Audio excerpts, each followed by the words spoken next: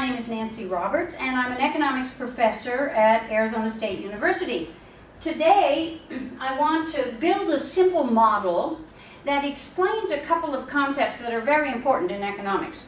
The concept of opportunity cost and the fact that everything involves trade-offs.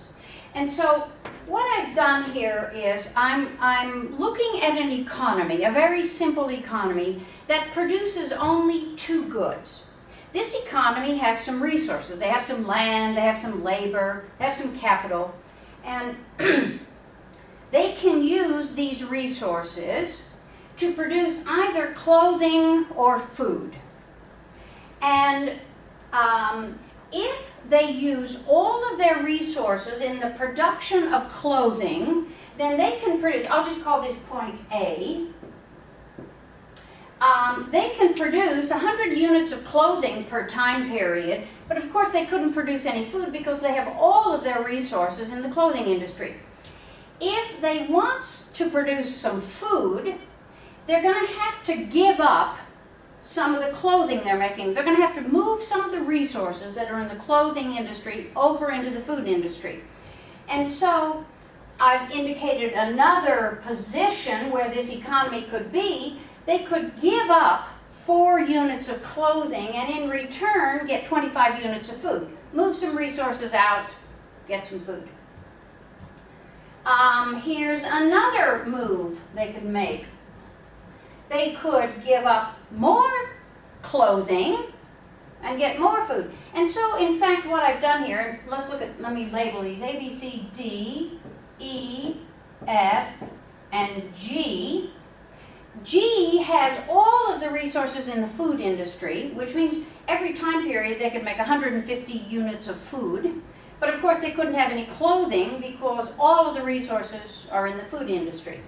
Okay, so what this chart indicates is the cost of moving from one position to another. Let's just draw a graph of this production possibilities curve, and I'll put food down here on this axis, and I'll put clothing up here, and 100 and 150. So my production possibilities curve looks like this, and this would be point A, which is 100 units of clothing and no food. This would be point G. Let's put another point in there. Let's put D in there. 50, 75, that'd be right here. 75 and 75. This is point D. And B, C, D, E, F, the other points here, which I haven't marked. Now, sometimes students will ask, well, where should we be? Should we be at point D because we're making equal amounts of clothing and food? From an economist's perspective, where we should be is somewhere on this curve. Because if you are producing anywhere on this curve, you are using all of your resources and all of your technology. And so, from an economist's perspective, we're concerned with efficiency. Efficiency means you're producing on this curve. You can't produce out here because in any given time period, a production possibilities curve or a production possibilities frontier basically tells you what is possible given technology, given the resources. If technology increases, if resources increase, then your curve can increase. Your productive capabilities can increase. But if this is the state of our resources and our technology right now, then here's what's possible. If we start out producing at A and we say, my goodness, we're hungry and we have no food, we should probably give up some clothing and get some food. And so what we must do is we must move resources from the clothing industry over into the food industry. And what you'll notice is moving from A to B, we gain 25 units of food, and it only costs us 4 units of clothing. If we decide 25 units of food isn't enough, we need more food, then we can move from B to C, in which case we gain another 25 units of food. But what you will notice is that it cost us more to make this move from B to C than it did from A to B, and yet the gain was the same. It cost us 8 units. So we gave up 8 units of clothing, and in return we gained 25 units of food. We could make another move from C to D, and this time we're giving up 13 units of clothing, and we're still getting another 25 units of food. So what's happening as we move from A to G, as we move from here along here, not only is there a cost and a gain, but that cost is an increasing cost. And so, and it doesn't matter if we started at G and moved this way, we're also going to exhibit, each time we move from G to F to E to D, we give up another 25 units of food, but we gain smaller and smaller amounts of clothing. And again, this illustrates this idea of not only opportunity cost, but increasing opportunity cost. The reason we have increasing opportunity cost, well, number one is because of the way I've written the numbers here, but the way I've written these numbers here illustrates an economic reality. And the economic reality is that resources, inputs, are not perfect substitutes in the production process. Some people are really good, and some resources are really good in the production of food. Other resources are much more productive in the clothing industry. So if we're at A and we're going to move to B, that means we're going to have to take some resources out of clothing.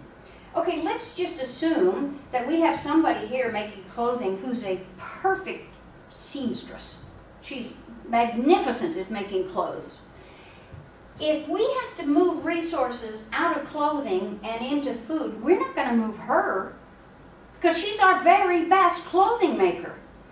We're not going to move her here either. We're saving her down to the very last. And when we actually have to move her, our most efficient manufacturer of clothing, we're only going to get 25 more units of food, and we have to give up 30 units of clothing. So what this says, this increasing opportunity cost, what it says is that resources in the production process are not perfect substitutes. If you just think about growing grapes, we can grow grapes in Scotland. We can grow grapes in the south of France. Where are grapes grown? They're grown in the south of France because the land and the climate in the south of France is much more conducive to growing grapes than is the land and the climate in Scotland. And so resources are not perfect substitutes in the production process, which gives us this bowed out production possibilities curve. If we discover some kind, well, let's look at a point, let me see, 30. Where's 30? Right here. Let's look at this point, 30 and 75. I'm going to call this point J. At point J, I'm making 30 units of clothing and 75 units of food. This is inefficient. I have the resources to make 75 units of food and 75 units of clothing, and I'm only making 30. This means I've got people who are unemployed. I've got factories that are sitting idle. I've got resources that are not being used. If I'm at J, I could continue to make 30 units of clothing and have 125 units of food, which is out here. So in fact, if I'm producing at J, I'm giving up all of this. So any spot where an economy is producing inside the production possibilities curve, they have unemployed resources. Any spot out here is not possible unless we discover some new technology, some new fertilizer that in fact makes our land more productive. And if we have this new resource, this new technology, my production possibilities curve is going to do this. It's going to increase this way. Look, that new fertilizer doesn't do anything for the clothing. I can still only have 100 units of clothing. But the new fertilizer allows me to produce more food because of this increasing technology. So increasing resources sometimes will have a concentric shift of the production possibilities curve. Sometimes this new technology will only affect one industry or the other, and we'll get this asymmetrical shift. At any rate, what the production possibilities curve model shows us is that there are trade-offs, and that the trade-off is the cost, and we talk about it in terms of the opportunity cost, which is what you had to give up to get the gain. And in this model, we can see that they're increasing opportunity costs. We'll talk more about this later.